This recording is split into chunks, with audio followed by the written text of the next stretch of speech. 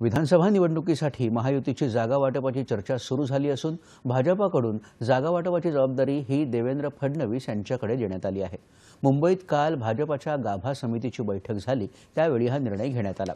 जागा वाटपासाठी भाजपाची महायुतीतल्या पक्षांशी बोलणी सुरू झाली असून यावर लवकरात लवकर निर्णय घेतला जाईल, असं भाजपा नेते आशिष शेलार यांनी या बैठकीनंतर पत्रकारांशी बोलताना सांगितलं।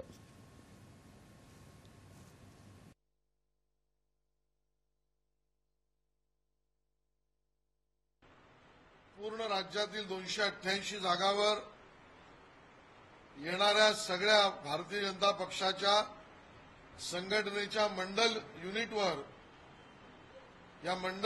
विस्तारित कार्यकारिणी करून राजकीय प्रस्ताव राज्य सरकारच्या अभिनंदनाचे पारित करणे आणि बरोबर राज्य सरकारच्या योजना मंडल स्तरावरच्या कार्यकर्त्याच्या माध्यमातून गाव पातळीपर्यंत पोहोचवणे, जनसहभागिता करणे याचा पुढच्या 15 दिवसांचा कार्यक्रम हा त्या ठिकाणी नियोजित करण्यात आला।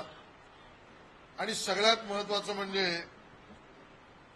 महायुतीत असलेल्या सर्व पक्षांचे पक्ष आणि नेतृत्वाशी जागा निश्चितीकरणाची चर्चा आता सुरू करायची, हा निर्णय त्या ठिकाणी झालेला आहे।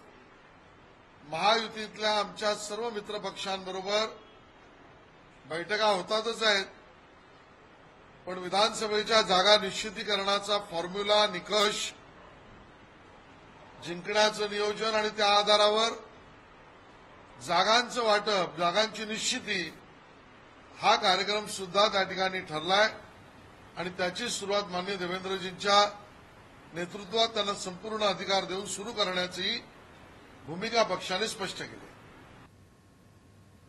विधानसभा निवडणुकीपूर्वी निवडणुकांसंदर्भात सर्व क्षेत्रातील सर्वसामान्य जनतेपर्यंत कशा प्रकारे पोहोचता येईल यावर या बैठकीत चर्चा झाली।